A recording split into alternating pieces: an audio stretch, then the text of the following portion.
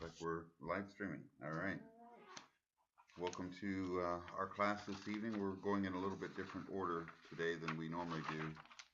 We will do the Protestant Reformation hour, which is normally the 8 o'clock hour. We'll do that now. And when Val gets here, she'll do the righteousness class at 8 o'clock. So we're just switching. And today we're talking about, we're going to do a review, but first, there are a few other things I want to touch on about some of the 16th century church struggles. And I found a little bit more information about some tongue talkers in the 16th century and tried to get some more information about what was going on in other parts of the world under the banner of Christianity or the church. Because one thing about this, the books that we're using, and most church history books focus so much on Europe, and it's sometimes hard to get information about what's happening in Christianity in other parts of the world. So I've been trying to do some of that, and so I have a little bit of information about Asia, but it's not really very much. But everything we've talked about in this trimester, in this course, it all occurred in the 16th century for the most part. We touched on a little bit of information about some pre-reformers in the 12th, 13th, 14th, and 15th centuries, but the Reformation itself, beginning with Luther, and then Zwingli and Calvin, the Anabaptists, and Knox, and the Church of England, all these are events of the 16th century. So when we start the next trimester, we'll begin with the 17th century and work into our current time. But the church at Rome undertakes some reform because for 200 years the desire for reform was pretty universal, and it was rising like waters of a flood throughout the Catholic Church world.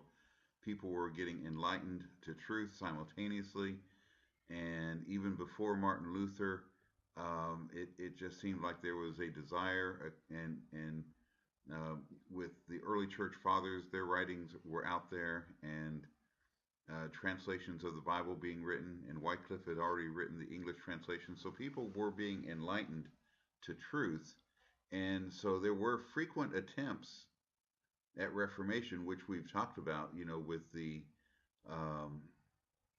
Cluny Reform and the Dominicans and the Franciscans and Hildebrand, and there were a lot of attempts at reform, and then the Brethren of the Common Life, Erasmus, and of course John Huss and Wycliffe and others.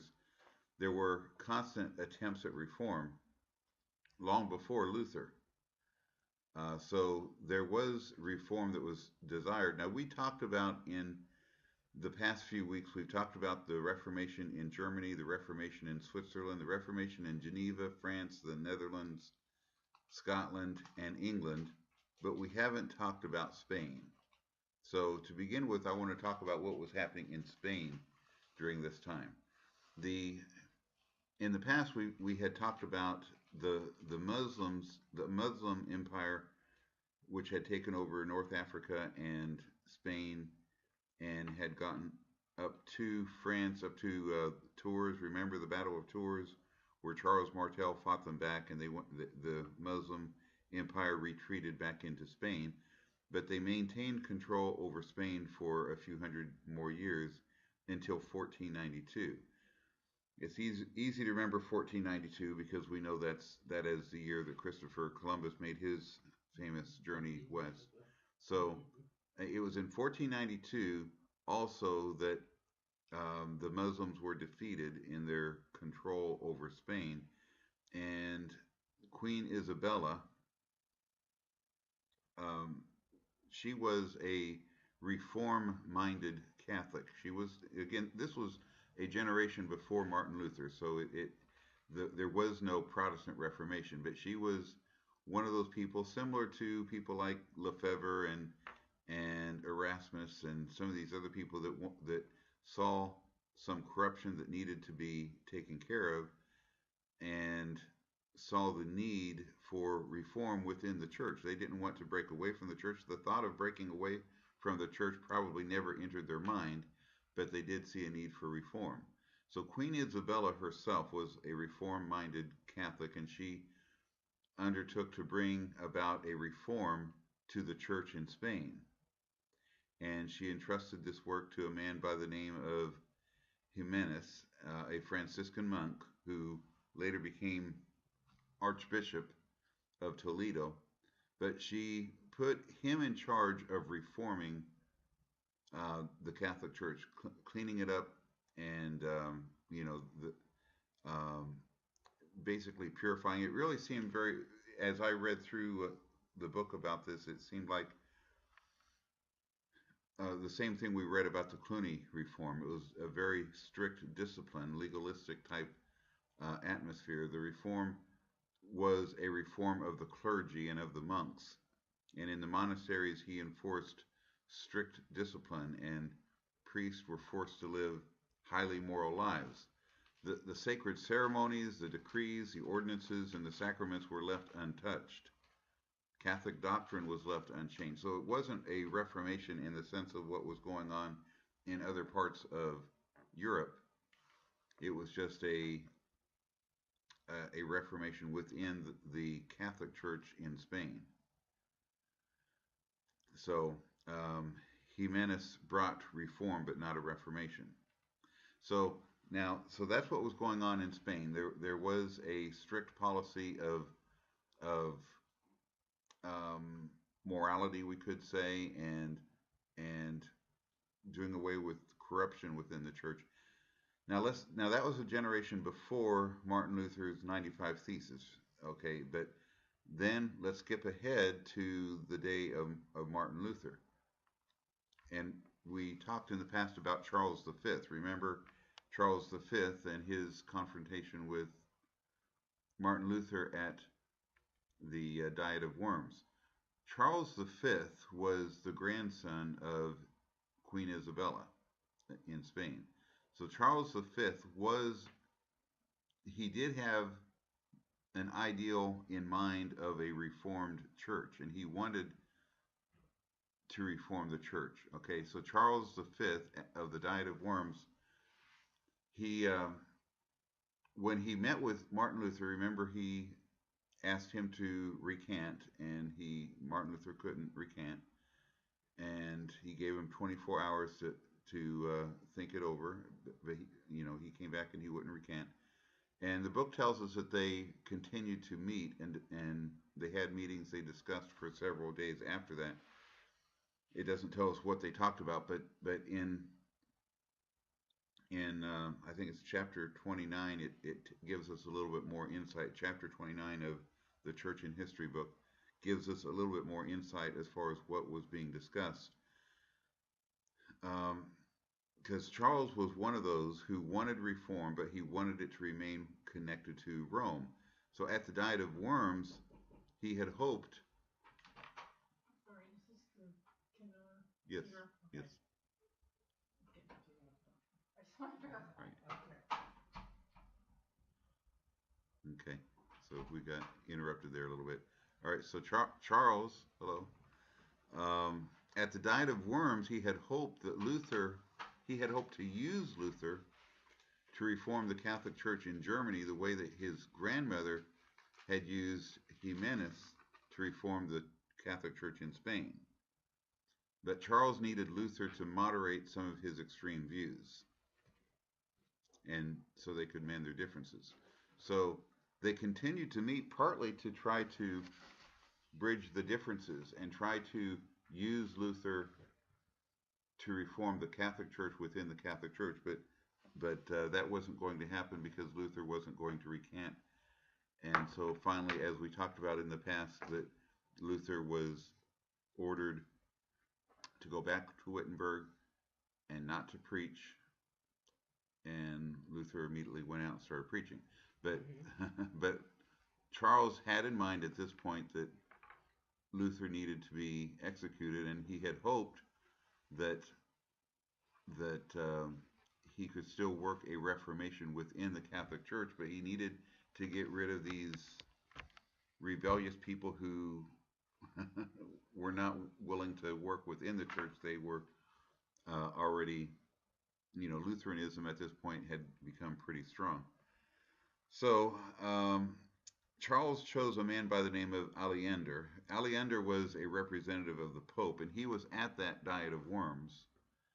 But Aleander's role under Charles V was to crush the Protestant Reformation. And as we know, there was a lot of bloodshed in the years to follow. Now, okay, Pope Leo X died,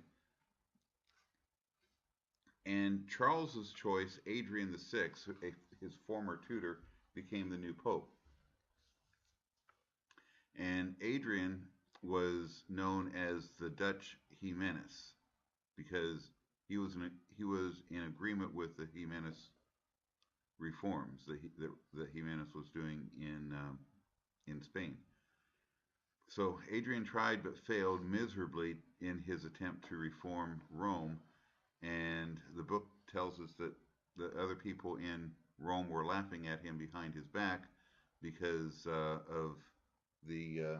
If I brought my book with me, I would read a little section of it, but we really don't have time for that. But he realized, he came to the sad realization that if he were to end the sale of indulgences, the whole machine of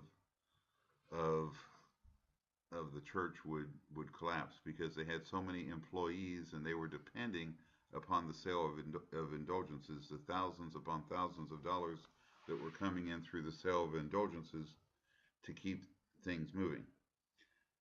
So, and I put on your outline some references. Those are some pages and sections that it would benefit you to read. But until he came to Rome, he had no idea how deep seated and far spread the corruption of the papacy actually was. And so to do away with the abuses connected with the sale of indulgences would cut off millions every year from the Pope's revenue. And so the papal court was a vast machine with thousands of employees. To introduce Spanish reforms, the ones that were going on in Spain, would deprive thousands of their jobs and income. So Charles V continued to meet, he continued to have meetings with Protestants in hopes to somehow bridge the gap between Catholics and Protestants. And then, because he was anxious to have a reform within the Catholic Church, and he wanted to reunite Protestants with Catholicism. Um, Adrian was only pope for 20 months, and he died exhausted, um, and just you know just putting all his effort into trying to bring reform, but it wasn't going anywhere. So the next pope, Pope Paul III, he had a meeting called the Council of Trent, and the book tells us that this was a milestone in the history of the Roman Catholic Church. At Trent, the Catholic Church put up a creed similar to what was done by the Protestant churches. Reform was developed, but the supremacy of the papacy was established more firmly than ever. So basically, what the way I see what the book tells us about the Council of Trent was that it was the Catholics' attempt to try to look a little bit more Protestant, but yet in their core structure and everything, they were still very Catholic, but they weren't going to compromise their doctrine, but they wanted to be a little bit more appealing to people that wanted reform to try to get them to stay within the Catholic Church instead of break away from the Catholic Church. So the Protestant churches, the next several years, the Protestant churches had to fight for their lives.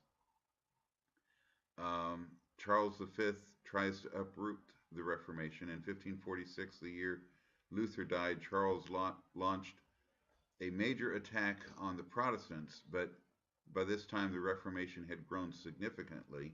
In fact, there was one of the sectional leaders, Maurice of Saxony, who was a staunch supporter of Charles and a staunch Catholic, but he converted to Lutheranism, and it just made Charles's job just that much harder.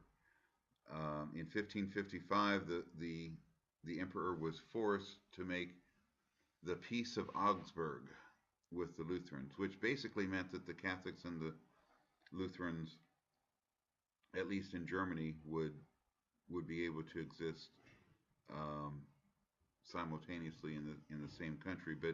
But there was a ruling.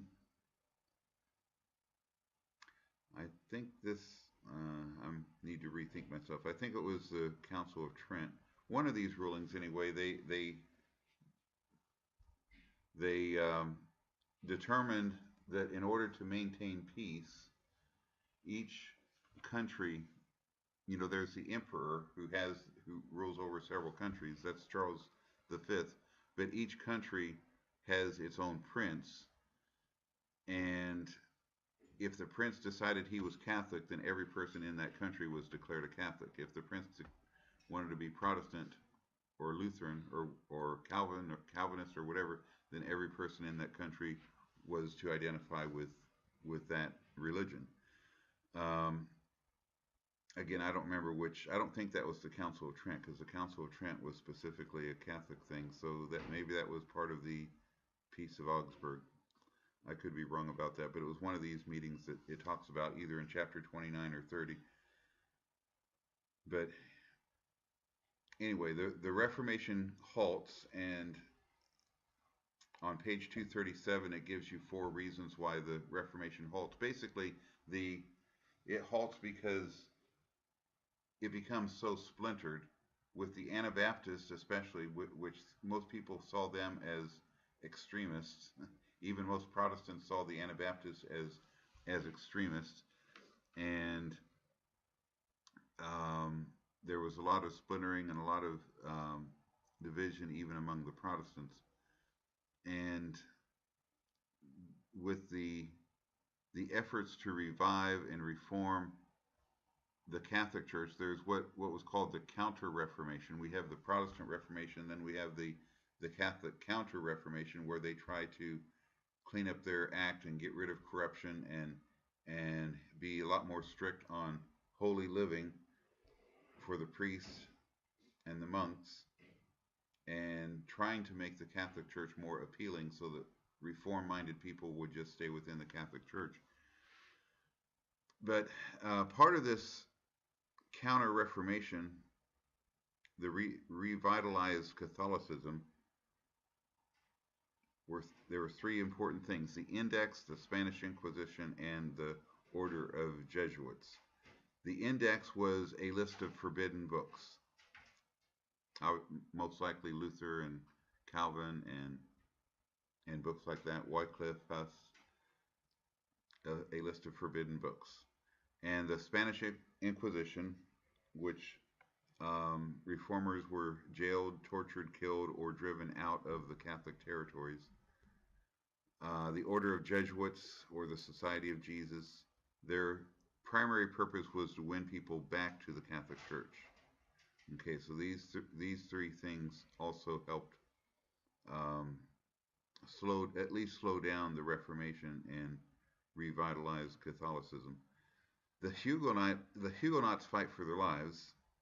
There's a civil war that breaks out between the 2 religious parties in France in 1562, and in 1572 there's a treacherous wholesale massacre against the Huguenots, and you can read about that on page 240 of the Church and History book, where it tells us that there was a marriage ceremony, and they invited I think it was 2,000 leading Huguenots there, and they just killed them all. They slaughtered them all. And then they didn't stop there. They continued to kill over 10,000 people in the country that died that day. It was St. Bartholomew's Day massacre and there's a drawing of it in the book on page 241. Well, a few years later, King Henry IV becomes the king in France, and he was a Huguenot and actually converted back to Catholicism solely for the purpose of being able to become king. So in his heart, he was a Huguenot, but he presented himself as a Catholic so that he could become king. And when he did become king, he brought peace, at least for a season, for the remainder of well, at least I don't know if it went on for a few generations or how long it went, but there was peace for a season anyway. So the Protestants in the Netherlands, under King Philip II of Spain, more than 18,000 people in the Netherlands fell victim to the Spanish Inquisition in an attempt to force them to confession of heresy. Both men and women were horribly tortured, and there's a picture in the book about that too. The men were burned, the women were drowned or burnt or buried alive. And then there was a 30-year war in Germany. In 1618, the Peace of Augsburg was broken, and more than once it looked hopeless for the Protestants. In 1648, another great Reformation hero, um, Gustavus Adolphus, King of Sweden, saves the day, and the boundaries become fixed as far as what countries, Spain never did embrace the Protestant Reformation. In fact, it always has been a Catholic country, and most, Spanish-speaking countries, Central and South America, are pretty much all Catholic countries. Now, I decided to see if I could find more tongue talkers from the 16th century. I found that one website that indicated that Martin Luther was a tongue talker, and the Huguenots repeatedly manifested the gifts of the Spirit also in their meetings, which I found interesting. And in the Anabaptist movement, it was not unusual for charismatic type manifestations to appear, such as dancing, falling under the power of the Holy Spirit, prophecy, and speaking in tongues. And I kind of suspected that about Anabaptists. And I did find more than one website that seemed to confirm that. The Anabaptist congregations, well, in Germany, some Anabaptists experienced healings, tongues, prophecy, and other manifestations. The Anabaptist congregations that later developed into the Mennonites and Hutterites churches tended not to promote these manifestations, but they did not totally reject the miraculous. In Asia during the 16th century, and right now I'm just focusing on the 16th century, not before then or not after then, but there was Catholicism in China. Protestantism probably had not spread quite that far yet, but there was Catholicism in China. The missionary efforts and other works of the Society of Jesus or the Jesuits between the 16th and 17th century played a significant role in continuing the transmission of knowledge, science, and culture between China and the West.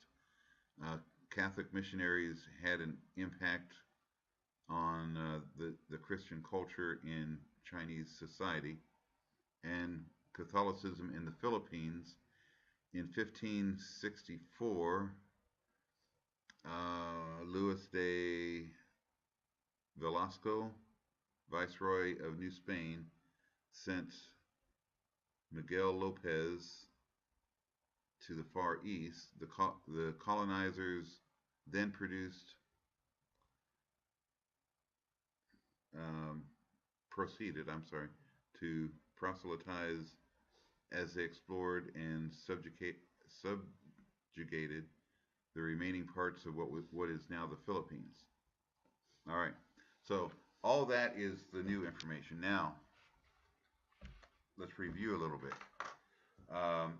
So the rest of this outline is reviewing things that very much could be a test. In fact, I put the test here, and fortunately, neither of you saw it.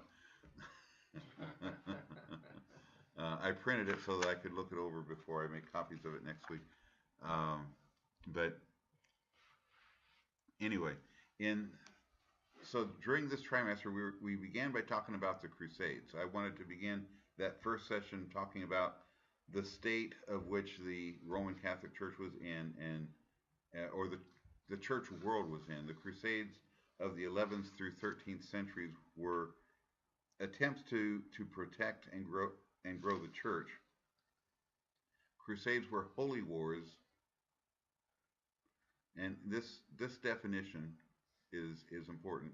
You might want to put a little star next to it or something. Hint. Um, Crusades were holy wars launched by Christians to defend or expand Christianity or the Holy Land, or to protect the Holy Land. Pope Urban II launched the first crusade in the Holy Lands and established the Kingdom of Jerusalem. And we talked about King Richard, the Lion-Hearted of England. He was involved in the Third Crusade, which ended in a truce. There was no clear winner.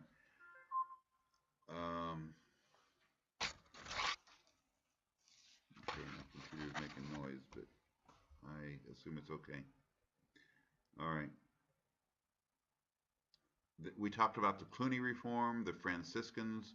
Now, the Franciscans were also known as the minorities, but the word minorities, their concept of using that word was that I must decrease and he must increase. So they're the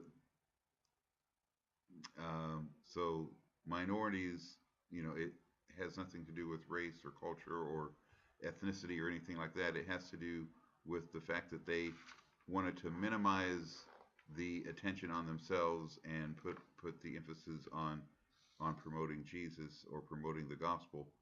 I must decrease and he must increase.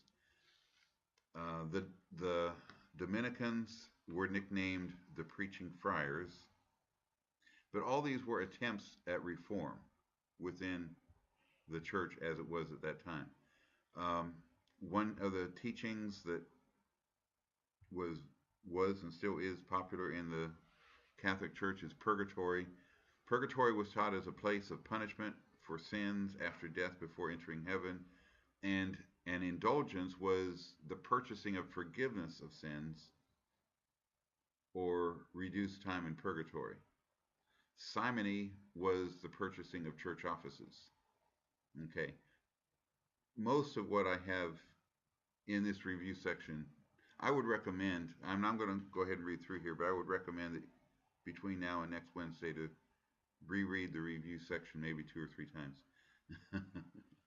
um, the early reformers, Philip the Fair, heavily taxed the clergy in France, causing a rift with the Pope. And in 14th century France, we read about, or we talked about the Babylonian captivity, the Western Schism, and the Inquisition. And that Inquisition is different than the Spanish Inquisition that we just talked about today. But the 14th century Inquisition, the Dominicans were put in charge of that, and they were executing heretics, what they would label as heretics. Peter Waldo came around as one of the early reformers. His followers were known as the Waldenses. They were strong in France. John Huss, his followers were known as the Hussites, and he's one of the more famous guys that was burned at the stake. And he was the guy that was lied to. He's the guy that was excommunicated by the Pope, and the emperor promised to protect him. The emperor wanted him to go to it was one of these church councils, if I remember correctly, and the emperor promised to protect him, but when he was taken to be arrested in the presence of the emperor did nothing to protect him. So he was lied to by the emperor. He was not protected when he was promised that he would be protected, and he was burned at the stake. John Wycliffe he wrote the first English translation of the Bible a couple hundred years before Martin Luther's day, and his followers were known as the Lollards. And Wycliffe did he did die a natural death, but um, we also saw that they dug up his bones later on and burned them anyway. They didn't have the uh, the honor of burning his body while he was alive, so they dug him up later and burned him.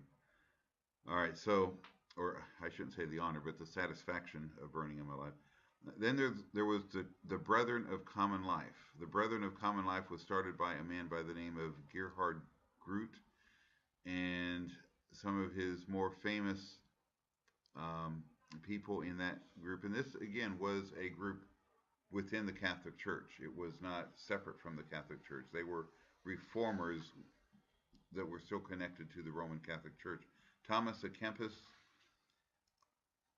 personally, of all these guys, I think he's the most famous. He wrote The Imitation of Christ, which is still read today.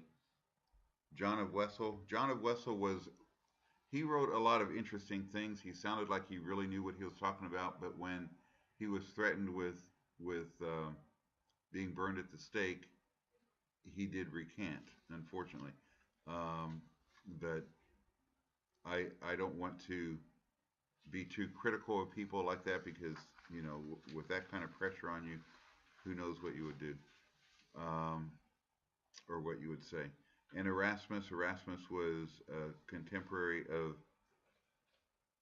Luther, and we read about him. He influenced he influenced Zwingli as well as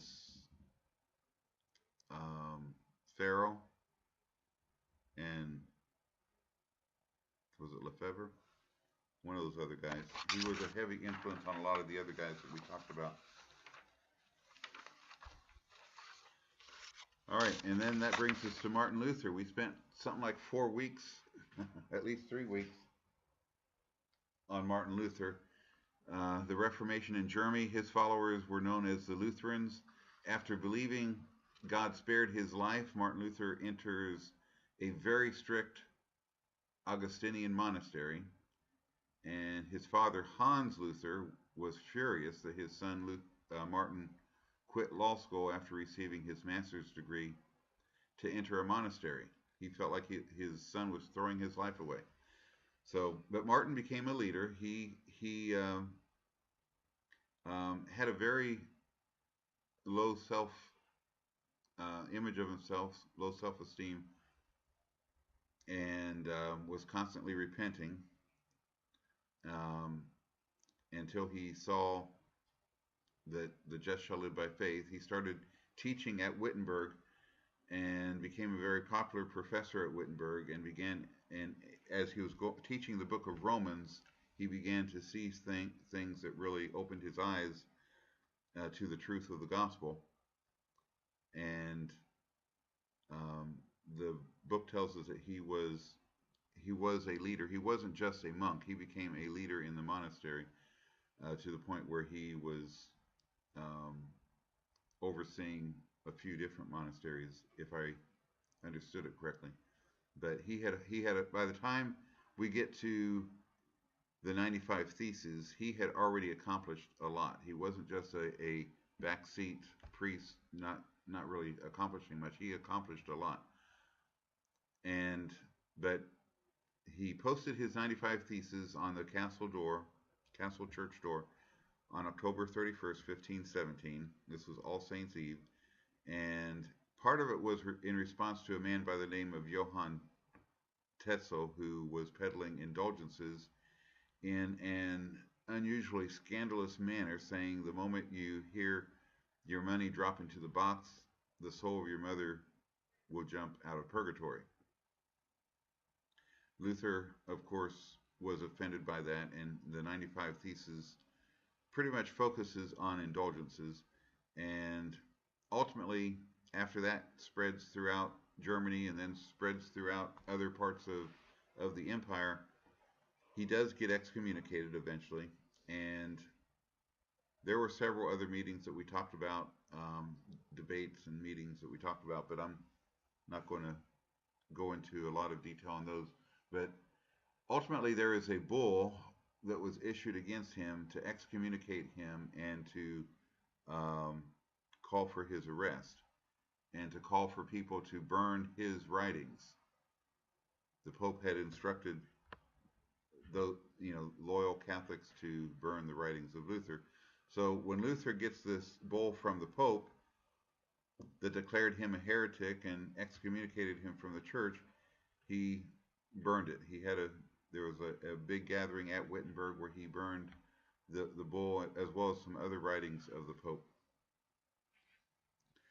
Emperor Charles V at the Diet of Worms, the Diet of Worms and the Diet of Augsburg. A few things you should know about Charles and these two diets.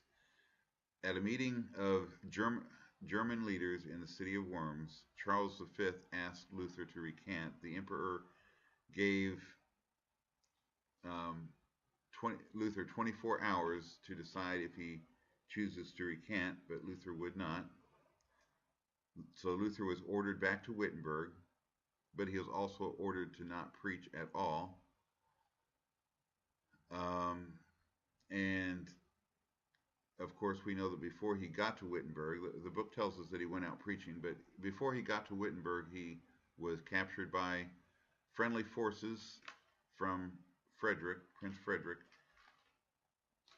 and taken to the castle of Wartburg. And so he was there in hiding at Wartburg for 10 months. And his most important accomplishment while at Wartburg was the writing of a German translation of the Bible.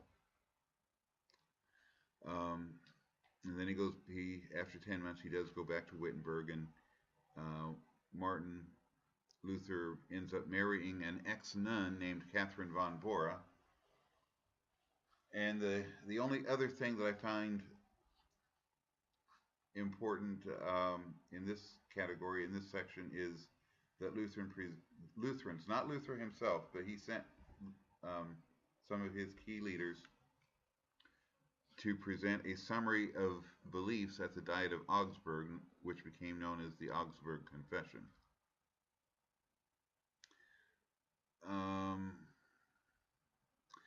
There was 4 principles. All leaders of the Reformation movement agreed on these core principles. There were a lot of differences between the different groups, but these are 4 core principles that they all seem to agree on. First of all, the need to return to the beliefs and practices of the early church and the simplicity of the gospel. All believers are priests with direct access to God through Jesus, the only advocate between God and man. In other words, you don't need to go confess your sins to the priest of the Catholic Church. There's one advocate between God and man, and that's the Lord Jesus Christ. Number 3, the church is an organism, a living body of believers. The church is not an organization. Now, the church should be organized to a degree. The Scripture says things should be done decently and in order, but we should identify ourselves more as an organism, a living body of believers, more than an organization. The Bible is final authority of faith and morals, and should be available to everyone in their own language. And of course, many of the reformers made efforts to do that. Then we talked about Ulrich Zwingli, the reformer of Switzerland in Zurich. And his church became known as the Reformed Church, or Swiss Reformed. He wrote the 67 articles, and he probably wrote other things, but that was the one thing that was really emphasized in the book. And he brought the Reformation ideas to Switzerland. He attended the Diet of Augsburg, the same Diet of Augsburg that Lutherans presented their ideas to the emperor, but the emperor would not hear Zwingli or even look at his writings. The Anabaptist movement started from members of Zwingli's congregation in Zurich, and Luther said that Zwingli's ideas about predestination were disturbing and referred to him as a dangerous fanatic. Zwingli was killed in battle at age 47, defending his Protestant city, greatly outnumbered by the Catholic cantons that sent soldiers into Zurich. And then we talked about John Calvin. John Calvin was he was all about Reformation in Geneva, although he is not the one who brought the Reformation to Geneva. Just in case that question comes up on the test. Um, he was appointed to a chaplaincy at age 11. He wrote the Institutes of the Christian Religion. He wrote other things, but this is by far the most well known of his writings. Farel is the man who brought the Reformation to Geneva, and it became a Protestant city. It was a Protestant city before Calvin was there, so it wasn't Calvin that brought it there, but he certainly he quickly became the leader of the Reformation movement at that time. He didn't want to stay in Geneva, but Farel persuaded him to stay. But after a while, Geneva switched leadership and became Catholic again. And at that point, Calvin went to Strasbourg, and he pastored a church of French refugees in Strasbourg.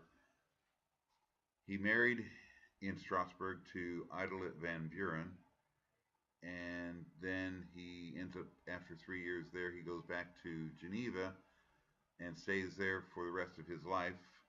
And while he's there, he founded the first Protestant university, Geneva Academy.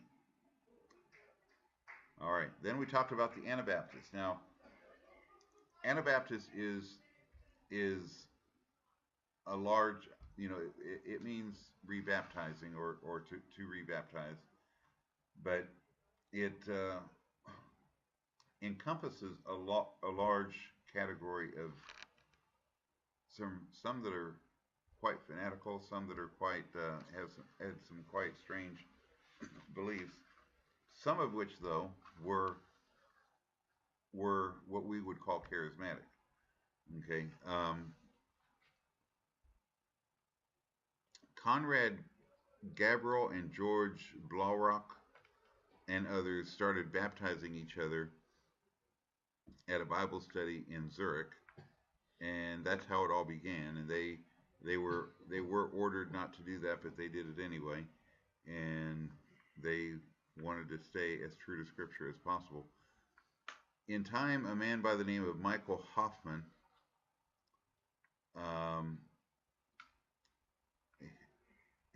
he's the one that started the Anabaptist community of Munster, and he predicted that Jesus would return in 1533, and he said Enoch would come first. Hoffman dies. He's actually sent to jail, and he dies in jail. He does the best I can understand. He wasn't actually martyred, but he did die while he was imprisoned. And Jan Mathis he declares himself that Enoch that Hoffman was foretelling, and he becomes the leader of that movement. And then after his death, he's actually martyred. And then John of Leyden he pronounces himself King of Munster, and he takes over the leadership.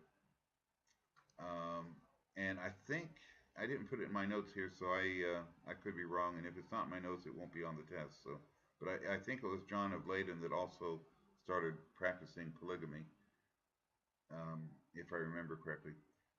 One branch of Anabaptists were followers of Jacob Hutter. They became known as the Hutterites. Another Anabaptist leader, Menno Simons, his followers became known as the Mennonites. Another Anabaptist leader was Jacob Ammon, and his followers became known as Amish. So all these different groups are connected to the 16th century Anabaptists.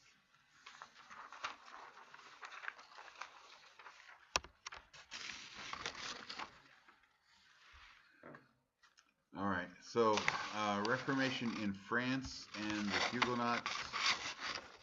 King Francis remained a staunch Catholic and viciously persecuted Protestants. He had a sister by the name of Margaret, though, and she was Protestant, and she organized Protestant Bible discussion groups, and she also wrote a book. The Protestant churches organized with the help of John Calvin and became known as the Huguenots. The Huguenots adopted a statement of faith known as the Gallic Confession. I think we talked about that last week, if I remember correctly. And the Reformed Church of the Netherlands, just a short, maybe a generation after that, adopted a statement of faith known as the Belgic Confession.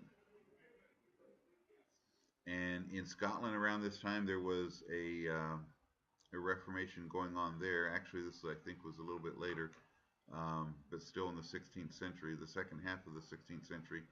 Reformation had come to Scotland through a man by the name of John Knox, and they become known as the Presbyterians. Okay, so John Knox was born in Scotland. He was a French prisoner for 19 months, and then he went to England for 5 years, and he helped promote Protestantism in both England and Scotland. In England, for 5 years, while Edward VI was the king, and then when Bloody Mary becomes the monarch, he leaves and goes to Geneva.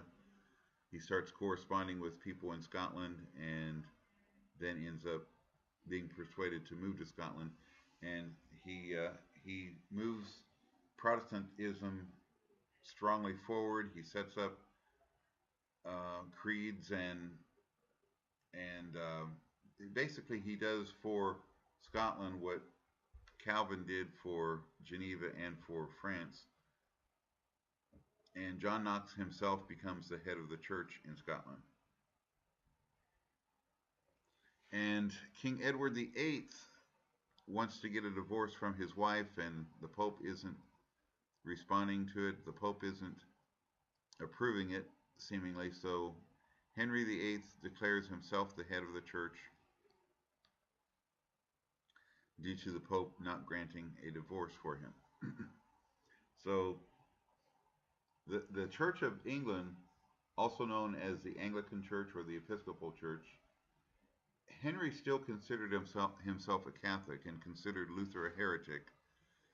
So at this point, we really cannot call this Reformation in the same way that the church was being reformed in other places. It was still very much the same church. It was just